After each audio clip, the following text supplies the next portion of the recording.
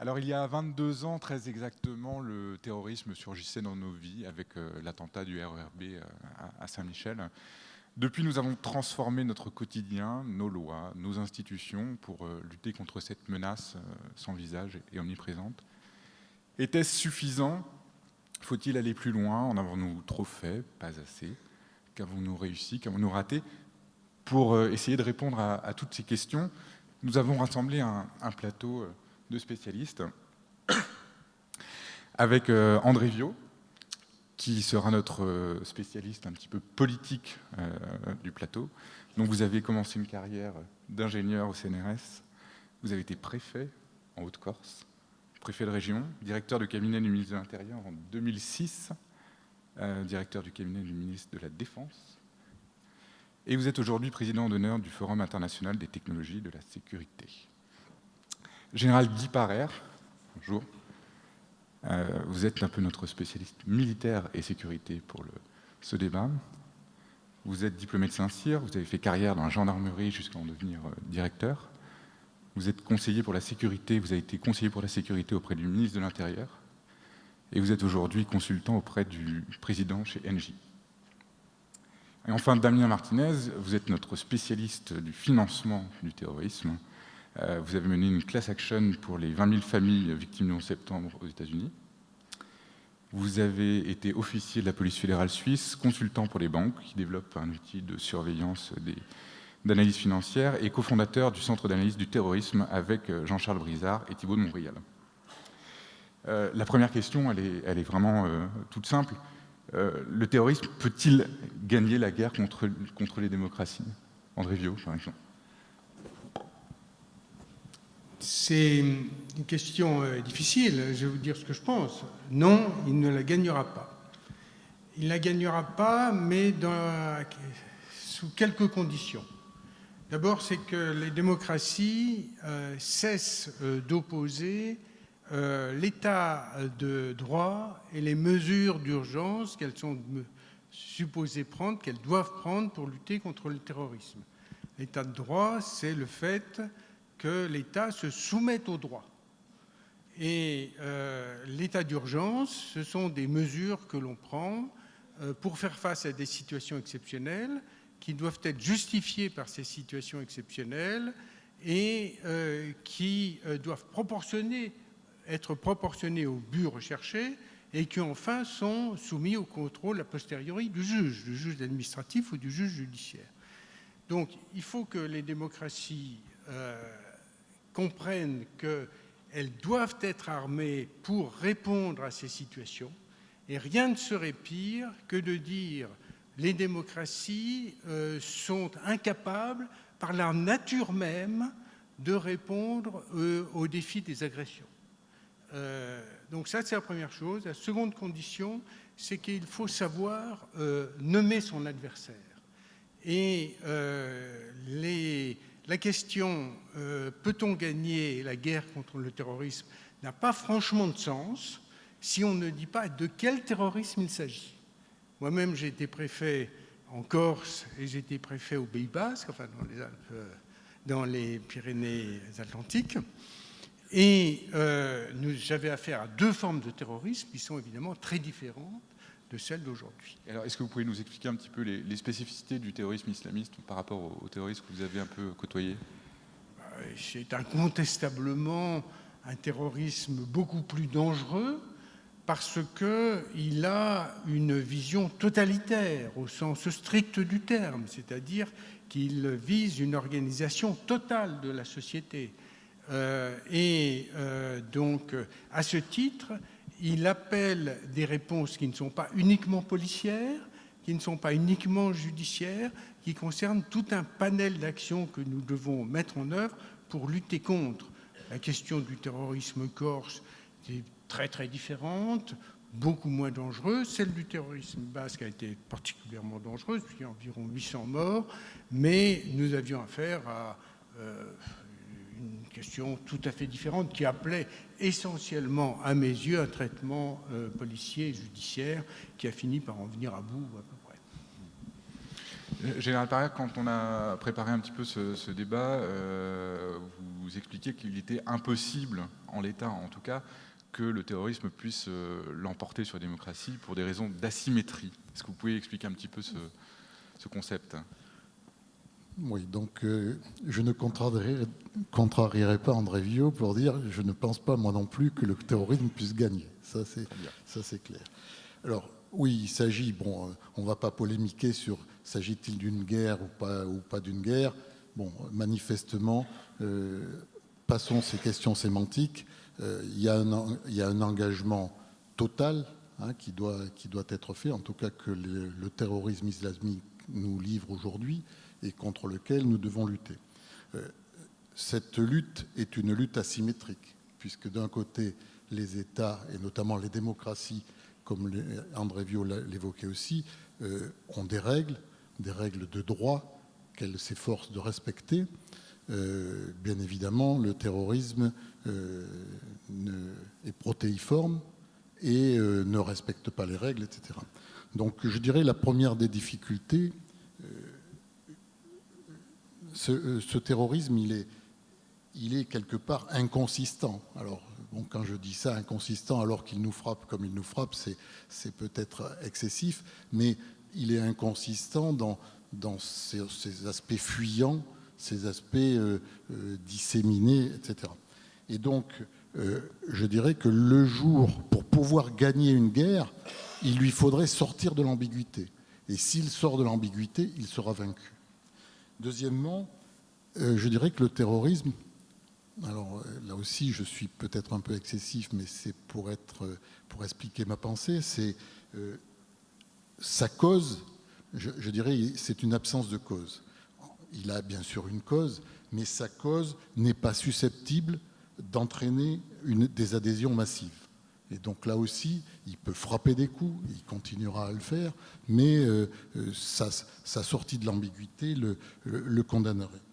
Et enfin, malgré les atteintes sur les opinions, ces frappes risquent bien sûr de frapper et frappent les opinions publiques, mais on le voit bien, il fédère contre lui. Et donc, ma dose, je sais si c'est ma dose de raison ou ma dose d'optimisme, fait que je pense qu'il ne peut pas l'emporter. Pour autant, les démocraties ne vont pas s'en défaire aussi rapidement qu'on le souhaiterait.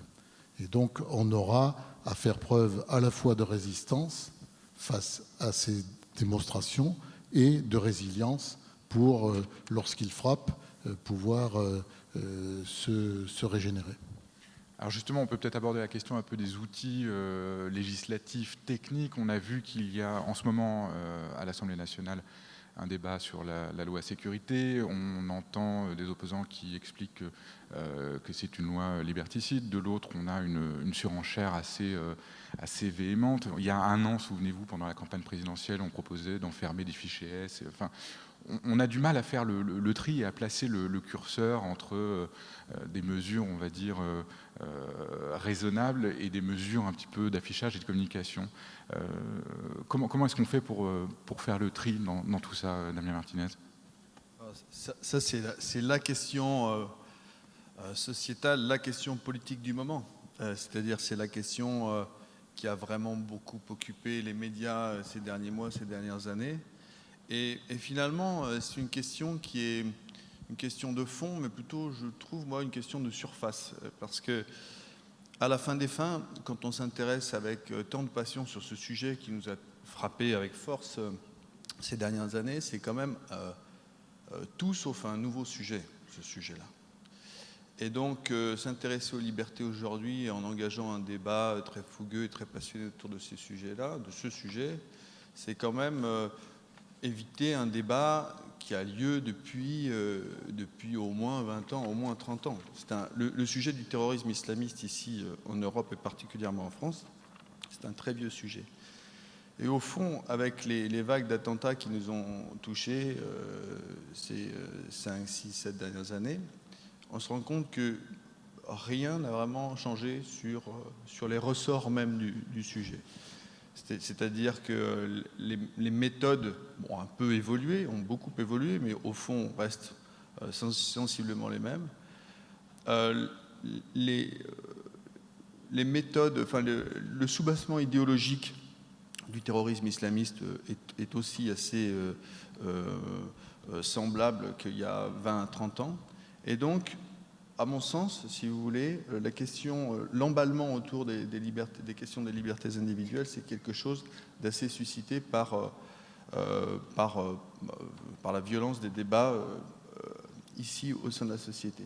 Ce que je voulais dire sur cette question-là, en préparant un peu la question, c'est qu'il n'y a pas une différence finalement de fond, mais plutôt une différence de forme sur ces sujets.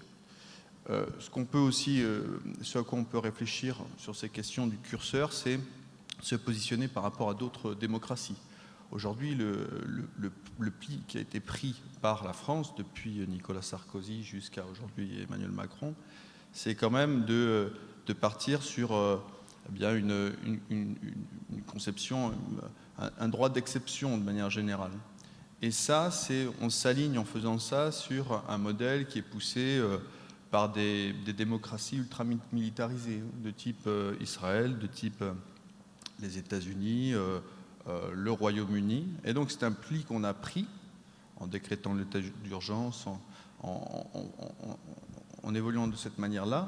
Mais donc c'est un pli qui est assez difficile si vous voulez, voilà. Mais pour vous, il y a d'autres moyens de réagir à ça ? D'autres moyens, non, parce que ce qu'expliquait le général, c'est que quand une démocratie est frappée, qu'elle est touchée si durement, il faut qu'elle réagisse. Donc forcément, on tâtonne. Il y a eu 5 ou 6 lois, il y a eu beaucoup d'évolutions législatives sur ces sujets-là, en cherchant à chaque fois les bonnes voies. Vous le savez, sur le régime de la garde à vue, par exemple, qui date de 86 sur les sujets de terrorisme, il a été étendu. Ça a été d'abord une mesure exorbitante du droit commun. Sur le terrorisme, je pense que le bon sujet, c'était celui qui avait été créé après les attentats des années 80, notamment avec la législation antiterroriste de 86, c'était d'aller sur, on va dire, le droit pénal spécial, avec une cour d'assises spéciale, avec un juge d'instruction spécial, mais sans aller forcément sur une inclinaison trop lourde, avec décréter l'état d'urgence, des choses comme ça. Je pense qu'il fallait vraiment spécialiser le domaine, spécialiser le sujet et rester quand même dans le cadre du droit. À mon avis, il n'y a que le droit et rien que le droit qui peut véritablement nous sortir de cette affaire. On voit par exemple qu'il y a on est en état Vigipirate depuis je ne sais pas combien d'années, c'est assez long. On est entre un état de paix, un état de guerre. On a l'impression que l'arsenal un petit peu législatif est à la fois hésitant, inadapté. Je ne sais pas, André Viau, vous qui avez été proche des ministères, comment est-ce que vous percevez ça ? Quand j'étais à Matignon, on a essayé de réformer le plan Vigipirate. Et un des problèmes essentiels du plan Vigipirate, c'est que les autorités politiques, devant un attentat, le montaient d'un cran et n'osaient jamais le baisser d'un cran parce qu'elles craignaient que le lendemain, il y ait un attentat et qu'on leur dise « c'est de votre faute » parce que... les Anglais ont un mode tout à fait différent. C'est une autorité policière, administrative, qui décide de monter ou non de degré l'état d'urgence. Donc, elle n'a pas ce sentiment aussi net de l'opinion publique. Et donc, pour réformer la question, on a dit on va monter le plan Vigipirate d'un cran pour tant de temps et il faudra prendre une décision pour le maintenir. Ça n'a pas suffi. On n'a jamais baissé le niveau de vigilance. Et je trouve très bien que le gouvernement ait décidé de prendre une loi sur l'état d'urgence. On est un peu dans la même situation, puisqu'on renouvelle de 6 mois en 6 mois les mesures de l'état d'urgence, parce qu'il nous fait prendre conscience d'une chose très importante. Et je trouve que Valls, quand il était Premier ministre, a eu raison, le courage de le dire. Je ne suis pas très valsiste, mais s'il a dit à des collégiens, votre génération vivra avec le terrorisme. Ça, il faut s'en rendre compte. Nous sommes dans une guerre de 30 ans. Voilà. On est dans une guerre très longue. Donc, il est inutile d'imaginer qu'on va pousser la boule de neige devant nous de 6 mois en 6 mois. Alors, ça ne veut pas dire qu'il faut faire n'importe quoi. Bien évidemment, d'autant, comme vous me le disiez, nos concepts sont en train de changer. Nous étions, pour ceux qui ces concepts disent quelque chose, nous étions dans l'ordre westphalien, issu des traités de Westphalie, où il y avait des États qui étaient maîtres chez eux, et quand ils faisaient la guerre, ils utilisaient des militaires, et quand ils faisaient la police, ils utilisaient des policiers. À l'intérieur, ils étaient soumis au contrôle du juge, à l'extérieur, à des conventions internationales. Nous sommes dans un conflit d'un genre nouveau, et nous devons forger des concepts nouveaux pour les traiter. L'exemple le plus classique, c'est celui des prisonniers. On prend un prisonnier, on prend quelqu'un, un terroriste. Est-ce qu'on doit le considérer comme un prisonnier de guerre et le libérer à la fin du conflit? Non. Ce conflit, a priori, n'a pas de fin prévisible à horizon de vie humaine. Est-ce que nous devons le juger comme un criminel et à ce moment-là lui donner les services d'un avocat? On voit bien qu'on ne sait pas comment véritablement traiter cette question, et l'exemple le plus dramatique, ce sont les prisonniers de Guantanamo, qui sont dans une situation que nous ne pouvons pas considérer comme satisfaisante. Mais en même temps, même Obama n'a pas réussi à fermer Guantanamo. Donc nous devons forger des concepts nouveaux, et la référence à la guerre de 30 ans n'est pas innocente, parce que précisément la guerre de 30 ans, c'était une guerre de religion qui a dévasté l'Allemagne. Et nous avons quelque chose qui ressemble un peu à ça. Mais nous avons fait d'énormes progrès dans la démocratie depuis ce temps-là. Il faut que nous arrivions à combiner les règles de la démocratie et ces conflits d'un genre nouveau. Et je voudrais ajouter une chose. Là, M. Cyrulnik, qui est ici, a dit quelque chose d'intéressant que j'ai lu en disant « tous les régimes autoritaires sont souvent arrivés au pouvoir en agitant des peurs sécuritaires. Il n'y a que moi qui puisse vous protéger. » Alors on peut interpréter ça de deux façons. Dire ils ont exagéré, ils ont créé des peurs sécuritaires et ils se sont servis de celles-ci comme un marchepied pour arriver au pouvoir. Ou encore, les démocraties ont perdu parce qu'elles n'ont pas su répondre à ces risques sécuritaires. Et notre défi, c'est celui-là. C'est rester des démocraties conformes à nos principes et savoir se défendre contre une menace dont j'ai dit tout à l'heure qu'elle était totalitaire, c'est-à-dire qu'elle s'adressait à tous les aspects de la vie sociale. Général Parra, je vous voyais secouer un peu la tête de manière presque désespérée sur l'allocation des moyens et sur le plan Vigipirate, par exemple, vous n'êtes pas complètement défenseur de ce dispositif. Non, mais alors, plusieurs observations.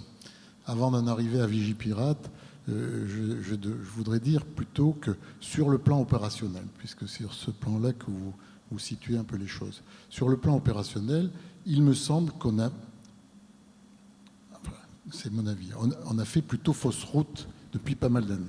On a traité les choses en silo, c'est-à-dire qu'on a, à un moment donné, 2007-2008, nouveau livre blanc, on a dit, oulala, on n'est pas très bon dans le renseignement, il faut mettre le paquet sur le renseignement.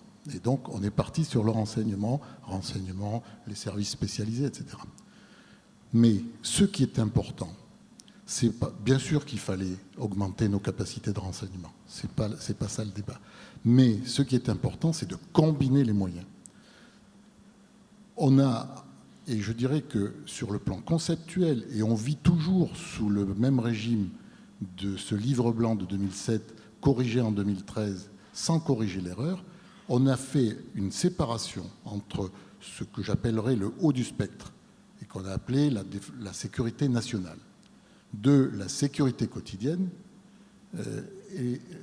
on a fait des silos, les gens qui s'occupaient de la sécurité nationale et ceux qui s'occupaient de la sécurité quotidienne.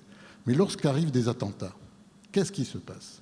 Eh bien, vous avez, et vous êtes bien obligé, de combiner vos forces, vos moyens de sécurité quotidienne avec vos moyens de sécurité nationale.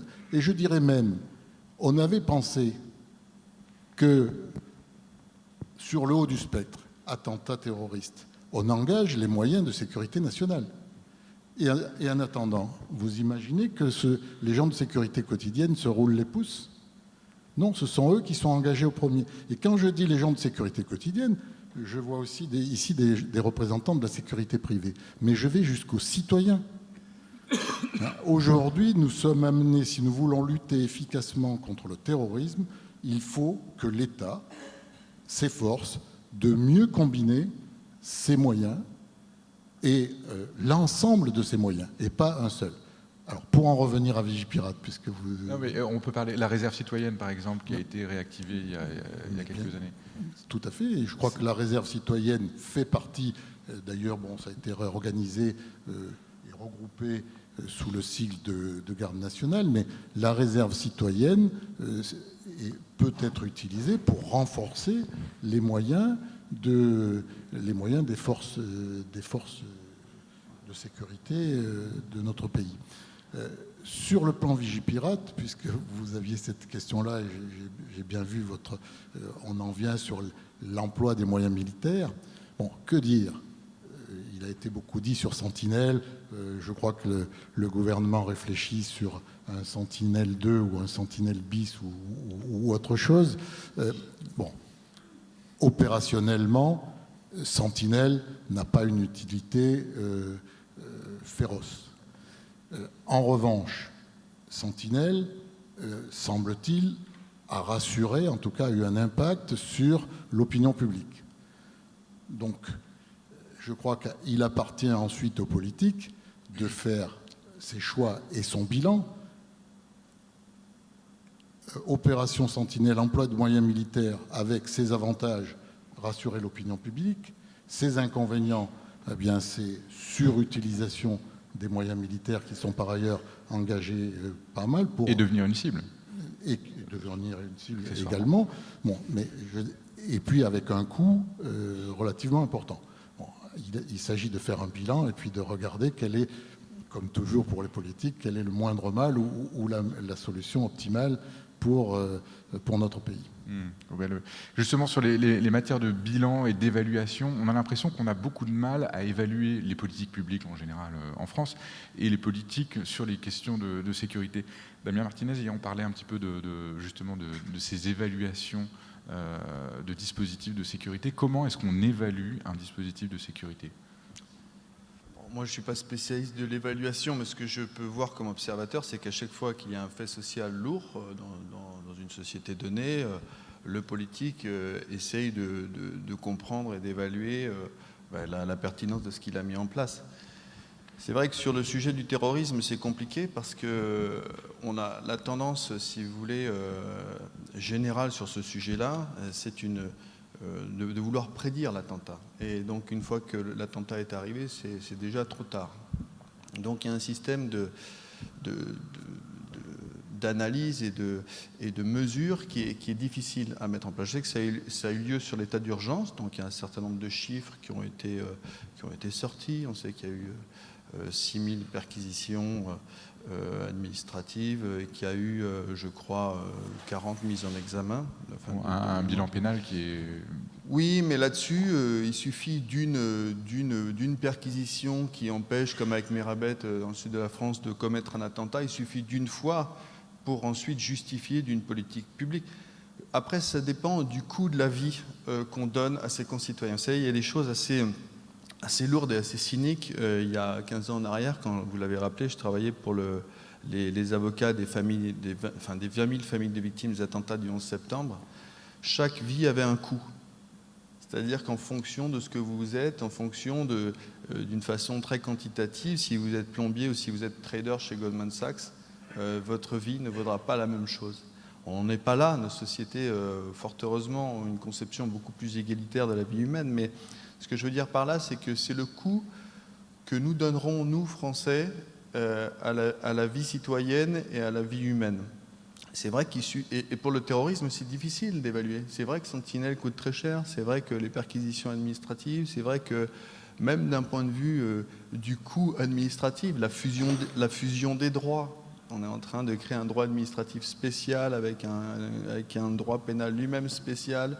on est en train de chambouler un certain nombre d'acquis juridiques, etc. Tout cela coûte cher en termes de maniement, en termes de... Bon, c'est compliqué à mettre en œuvre. Après, c'est,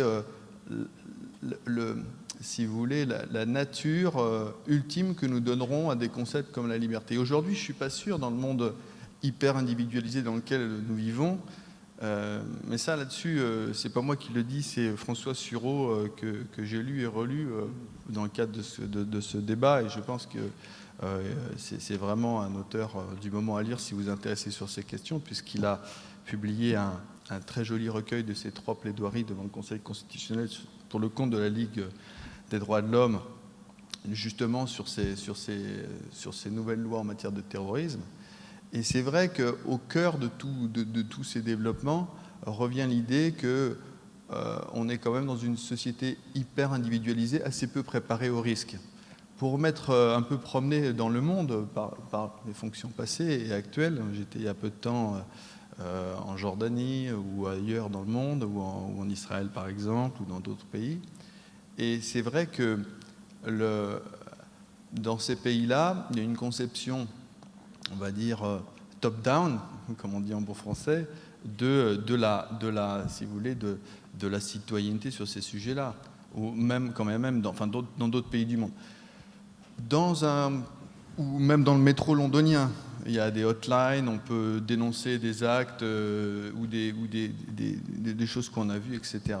Mais ça requiert vraiment une participation, comme ce que disait tout à l'heure monsieur, une inclusion du citoyen dans le processus de sécurité globale. Pour revenir sur votre question, à ce stade, sur la mesure des politiques publiques, il y a la commission de Rimbourg sur ces questions qui a examiné la pertinence de l'état d'urgence, et c'est vrai que là récemment, si on va sur le site internet, il y a un site internet à l'Assemblée nationale qui regarde le nombre de perquisitions, elles sont très très faibles, c'est-à-dire que ça a commencé très vite, très tôt, avec beaucoup de perquisitions, et maintenant je crois qu'il n'y en a que quelques-unes, parce qu'il y a un effet, si vous voulez, un effet d'épuisement, etc. Donc non, sur la vraie pertinence, elle consiste à pouvoir éviter le plus d'attentats possible, ça c'est un point assez clair et assez... c'est une tautologie en soi, mais pour le reste, justement, c'est invisible, et je ne suis pas sûr qu'en fait ce soit dans l'intérêt de l'opinion d'avoir tous les métriques pour la mesure en fait d'une politique publique en matière de terrorisme. Ça pourrait être assez anxiogène comme exercice. Voilà.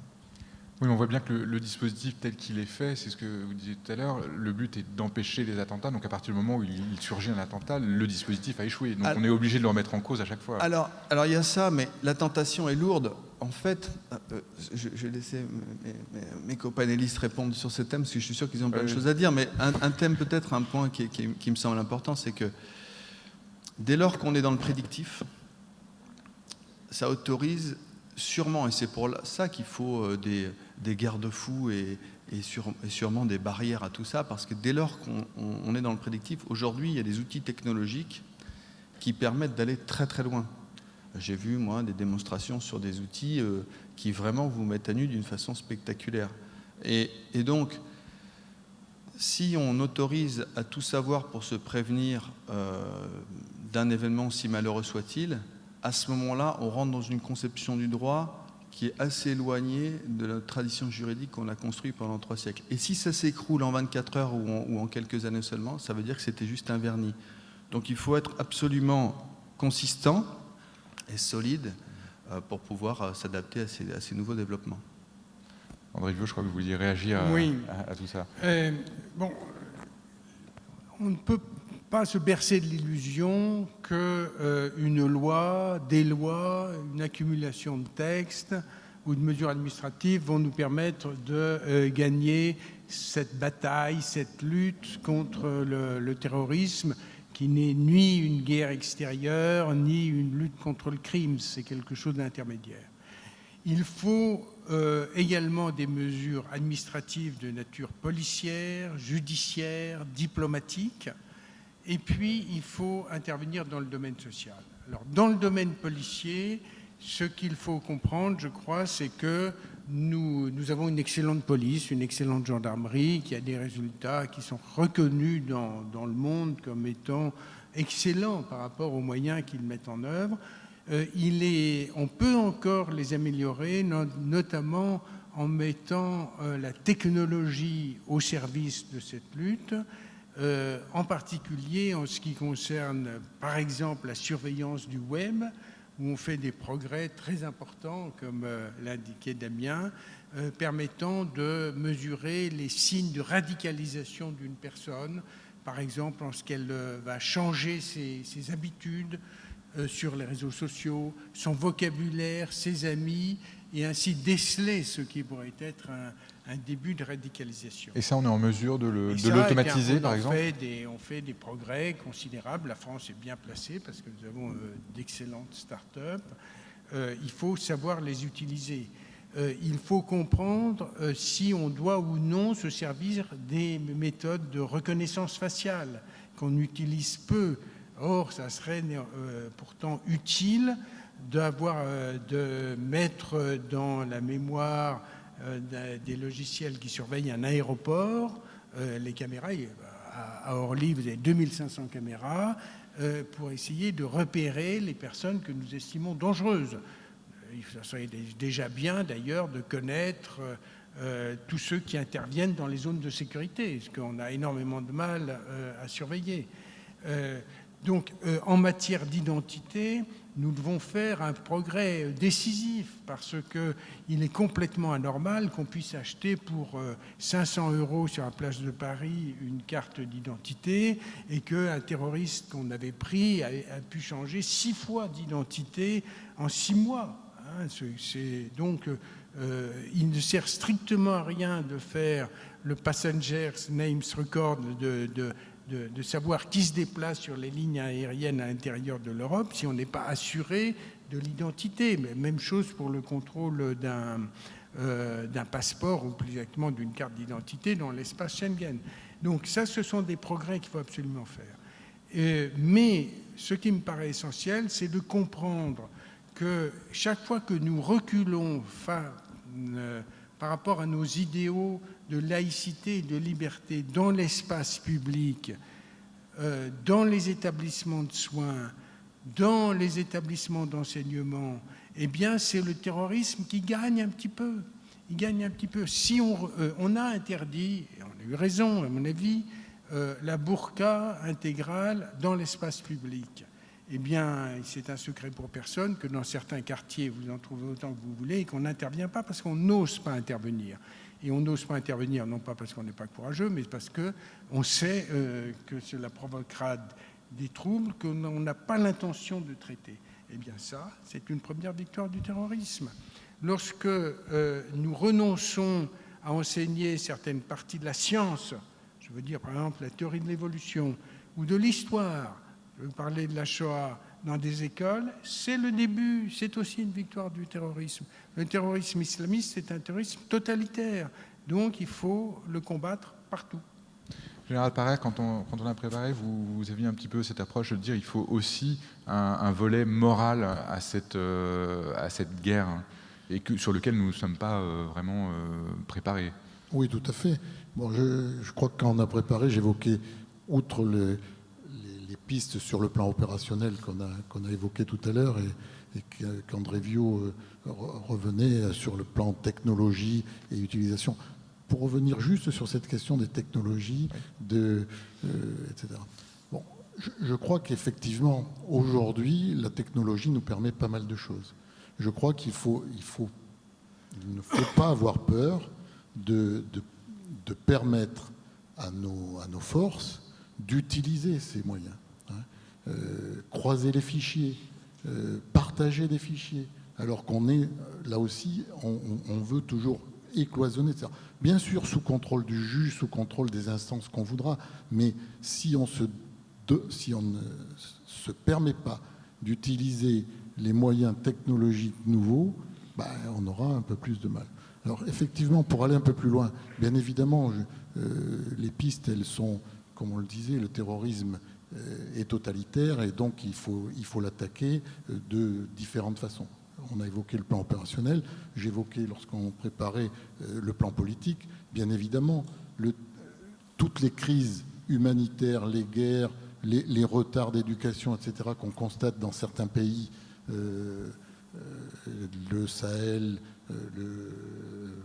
le Moyen-Orient, enfin une partie du Moyen-Orient, etc., toutes ces zones déstabilisées sont autant de terreaux pour nos malfaiteurs.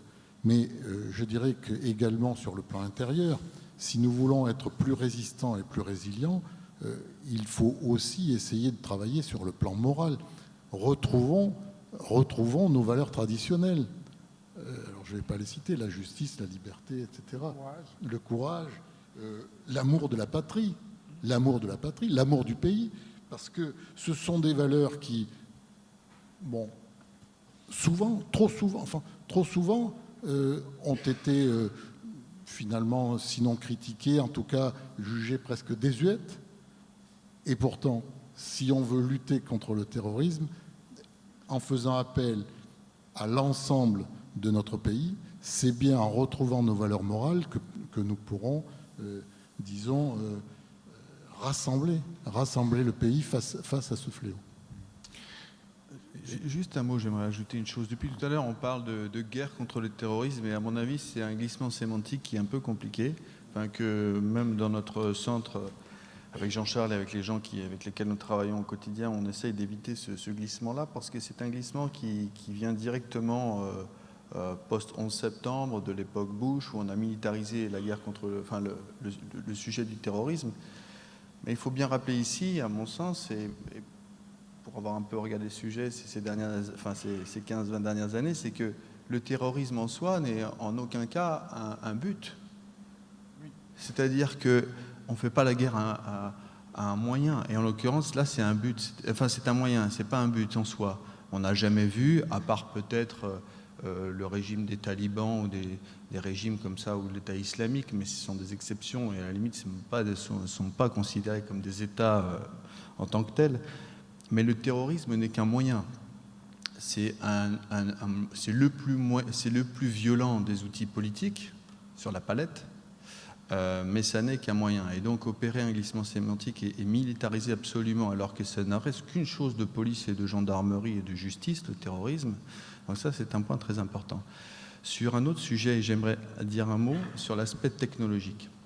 Il se trouve qu'en France, on a un complexe militaro-industriel qui est très important, volumineux, et qu'il existe une bulle. Vous savez, il y a les FinTech, il y a les RegTech, il y a la French Tech, et il y a la Terror Tech. Ça existe. Et il me semble qu'aujourd'hui, nous avons tous les moyens et que nous ferions preuve de malice si nous utilisions les moyens les plus avancés de la technologie pour répondre à des moyens qui sont eux-mêmes très avancés. C'est-à-dire que ces jeunes dont on parle, parce qu'ils sont jeunes pour la plupart, ils utilisent des plateformes de communication très avancées, des outils de communication très avancés, type Telegram, etc., des messageries. Et donc, nous-mêmes ayant tout le savoir-faire scientifique au sein des géants de l'industrie qui sont les nôtres, je pense qu'on serait inspiré vraiment de pouvoir investir sur ces sujets-là, y compris les sujets qui fonctionnent. On a appris que les terroristes de Barcelone étaient passés devant la Tour Eiffel. Je ne suis pas sûr que ce soit... Enfin, je ne sais pas, je n'ai pas l'information, mais je pense que ça a été capté par des caméras, etc. Donc c'est important de mettre en place toutes les armes pour pouvoir faire une réponse la plus astucieuse soit-elle. On a très peu évoqué la dimension, par exemple, diplomatique de cette lutte contre le terrorisme, qui fait partie de cette approche 360. Alors ça, c'est très important, parce qu'on peut débattre des heures, oui. des lois, des règlements, de l'état d'urgence, du fait qu'on n'a pas assez, on n'a pas assez bien travaillé le sujet ces dernières années, mais sur le fond des choses, il y a quand même un sujet qui est non réglé. C'est la relation un peu incestueuse, à tout le moins parfois dérangeante, que nos démocraties occidentales entretiennent avec certaines théocraties, notamment du Golfe. Et ça, ce sont des sujets, si vous voulez, assez peu débattus dans l'opinion. Alors, c'est sûr qu'on va les débattre de sujets plus faciles dans les médias. On va aller passer du temps sur la durée la durée pour la rétention administrative ou sur vous savez, la déchéance de nationalité, tout ce type de sujets, mais qui sont que des croûtes. C'est de l'affichage quand même. Enfin, ce sont des symptômes, oui. mais ce n'est pas le fond du sujet. Le fond du sujet, c'est qui finance le salafisme djihadiste à travers le monde depuis plus de 30 ans. Hein, c'est ça. C'est pour ça que je disais en préambule tout à l'heure que ce sujet, il est vieux et c'est un sujet qui a vocation à durer. On évoquait la déradicalisation. On ne sait même pas aujourd'hui le nombre précis de jeunes touchés par ce phénomène.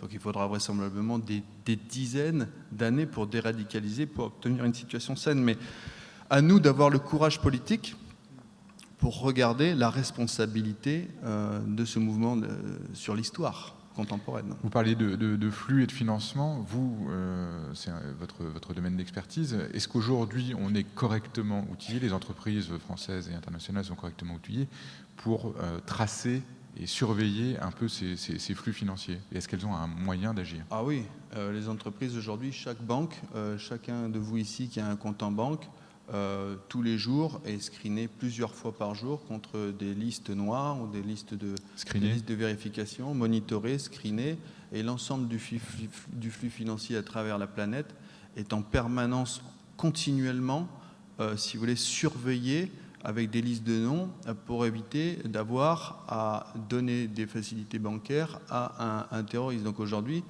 il y a en Europe, à peu près 50 000 compliance officers, qui sont des agents de conformité au sein des établissements bancaires, qui surveillent en permanence. J'ai été moi-même responsable de la lutte contre le financement du terrorisme dans une grande banque. Et il y a en permanence, si vous voulez, un monitoring continu. Maintenant, est-ce que ça fonctionne ? On a vu que les dernières actions se sont adaptées, puisque beaucoup ont souscrit des prêts à la consommation. C'est la nature même du crime. Pour acheter des armes. Pour l'acheter, on a fait une étude au CAT, précisément, qui a eu pas mal de répercussions sur ce thématique, le financement des attentats de novembre. Bon, quand vous allez acheter, par exemple, un canapé chez Ikea, ou ailleurs, sans citer de marque, mais si vous allez acheter un canapé en prêt de consommation, la personne qui vous finance le prêt, y compris pour une voiture, par exemple, n'a quelques minutes pour enrôler le client, et donc les mécanismes de vérification sont très difficiles. Mais ce que je peux dire d'une manière, sans aller dans le détail, parce que ce n'est pas le sujet aujourd'hui, mais qu'il existe un maillage. Aujourd'hui, les banques sont la première délégation de services publics dans le domaine de la lutte contre le blanchiment et le financement du terrorisme, par la loi. Hein. Donc il y a un énorme maillage. Quand vous faites un virement aujourd'hui en Irak, je vous le déconseille.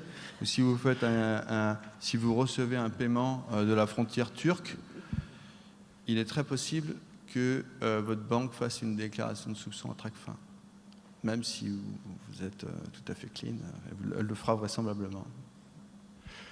Bon, nous avons quelques questions d'internautes qui nous ont été déposées sur le site de Oui Demain. Une question de Sylvie Collet qui nous dit au-delà de notre démocratie, c'est une réponse européenne dans un premier temps qu'il faut instaurer. Quel système performant, quelle politique commune existe actuellement afin d'applications immédiates par tous les gouvernements et sous une charte commune? André Viot, est-ce qu'il y a des projets valables, crédibles dans les tuyaux? Plus que des projets. Cette question a été prise en compte par l'Union européenne, qui a créé auprès du Conseil européen un coordinateur du terrorisme, qui est un homme remarquable, qui s'appelle Gilles de Kerchove, qui est un fonctionnaire belge, et qui a une petite équipe, dont des Français. Mais là, ce qu'il faut comprendre, c'est que dans le domaine du renseignement, la collaboration entre services est très difficile. Pourquoi elle est difficile? Parce que, d'une part, le renseignement s'obtient par des voies détournées, secrètes, qu'on n'a pas envie de partager, parce que si on les partage, on sait bien qu'elles seront très très rapidement compromises. Et puis parce que les grands services ne veulent collaborer qu'avec des grands services parce qu'ils vont échanger des informations de valeur comparable et n'aiment pas collaborer avec des petits services parce que les services des petits pays ne font que pomper de l'information. Du moins, c'est ce qu'ils pensent. Et on fait facilement ou relativement facilement du bilatéral, on fait extrêmement difficilement du multilatéral. Alors il y a une autre remarque qu'il faut faire, qu'Alain Boer faisait, il a tout à fait raison, c'est de dire qu'on a fait le travail contre le terrorisme à partir des techniques du contre-espionnage.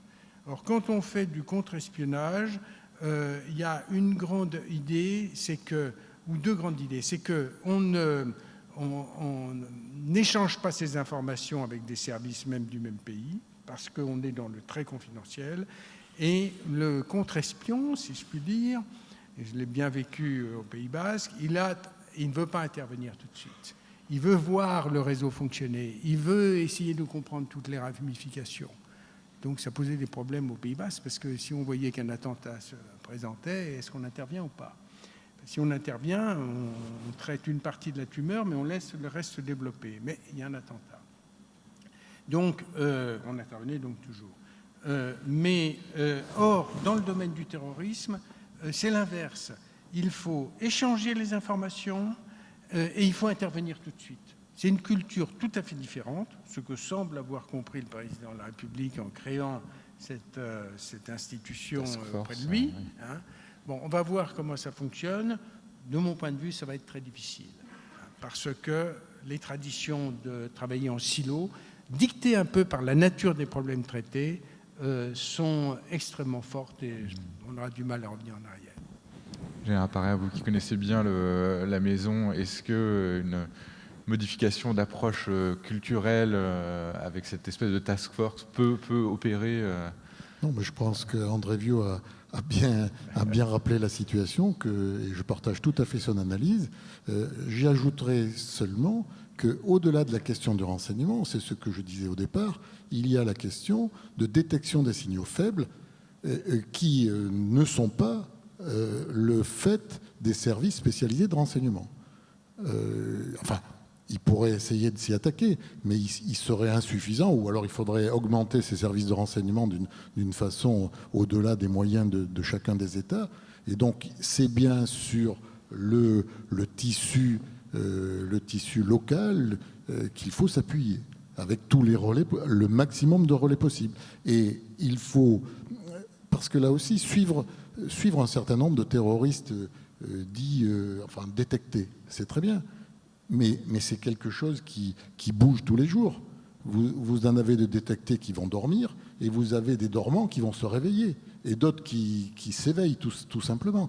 Donc c'est bien cette surveillance, c'est le couplage entre les réseaux constitués, fermes, etc., et tout le flux des nouveaux entrants dans le terrorisme qu'il faut savoir. Et donc c'est bien un dialogue permanent qui doit exister entre les... Alors je le dis à l'intérieur d'un État, mais aussi sur le plan européen, voire mondial, et ensuite avec un dialogue plus élargi. Mais il appartient, et là c'est la difficulté, enfin André Viau qui a bien connu les deux ministères de l'Intérieur et de la Défense concernés, la question c'est comment orchestrer cette lutte, puisque je dis elle est globale, etc. Ce n'est pas que la question du renseignement. Et donc, effectivement, moi la cellule auprès du président fera un certain nombre de choses, mais ne réglera pas tout. Il faudra qu'il y ait quand même quelque chose d'opérationnel qui coordonne. Et ce quelque chose d'opérationnel, eh bien, pour l'instant, dans ce que je pense, je le cherche. Sur le plan militaire, on a l'état-major des armées, avec un chef d'état-major qui mène les opérations extérieures, mais sur le plan intérieur, c'est le ministre. Mais quand on a dit le ministre, c'est tout et c'est rien, quoi. Donc voilà, il y a quelque chose à inventer, me semble-t-il. Damien Martinez, vous voulez ajouter quelque chose ? Pendant des années, les juges antiterroristes, ils avaient sur leur bureau une ligne directe avec le président de la République. C'était quand même l'apanage de... Enfin, c'était quelque chose de très souverain, la lutte contre le terrorisme. Et donc de passer de quelque chose de ce type à quelque chose de mutualisé sur l'ensemble de l'Europe, c'est très compliqué. Et d'autant que, vous voyez, sur des sujets réputés simple comme politique européenne de défense, enfin simple en tout cas, souhaitable, ça n'a pas eu lieu. Donc sur des sujets extrêmement politisés, on se rend compte à chaque attentat sur le sujet du terrorisme, c'est d'autant plus difficile. Merci. Il nous reste peut-être 1 minute pour une question du public s'il y en a. Alors, oui, monsieur. Oui, bonjour. Le pouvoir de la multitude, ça me semble important. Vous avez évoqué l'aspect citoyen. Si les citoyens se comportaient vraiment en citoyens et moins en consommateurs, peut-être pourraient-ils jouer un rôle plus important dans ce que vous avez évoqué là. Que faire pour qu'il en soit ainsi? Que faire pour créer les conditions pour que ça marche? Merci. Oui, enfin, c'est une remarque extrêmement juste, si vous voulez. Là, une cité, elle est défendue d'abord par le courage de ses citoyens, comme nous le disaient les Grecs. Hein. Et moi, je trouve tout à fait dommage que la télévision, par exemple, lorsqu'on a un attentat, s'emploie à nous montrer des gens larmoyants qui ne met pas en valeur le courage manifeste que notre population peut montrer. Je pense qu'elle est beaucoup plus résiliente que constaterait quelqu'un qui se contenterait de regarder les micro-trottoirs après des attentats. C'est le courage qu'il faut enseigner, notamment dans les écoles, et également l'intervention. Si vous voulez, pendant les années 50, 60, 70, on a expliqué, si vous voyez un accident, surtout n'intervenez pas, ne faites rien, appelez les services spécialisés. Eh bien, ça, si vous voulez, ça marche dans une société parfaitement organisée où on n'a qu'à traiter des accidents de voiture et des incendies non criminels. Quand on est dans une société menacée par le terrorisme et les incendies criminels, il faut apprendre aux gens, leur faire comprendre qu'ils sont des éléments essentiels, des maillons essentiels de cette résilience. Sinon, nous sommes sûrs de perdre. Hein ? Voilà. Eh bien, écoutez, cette table ronde est terminée. André Viau, Guy Parrer, Damien Martinez, merci. Merci beaucoup.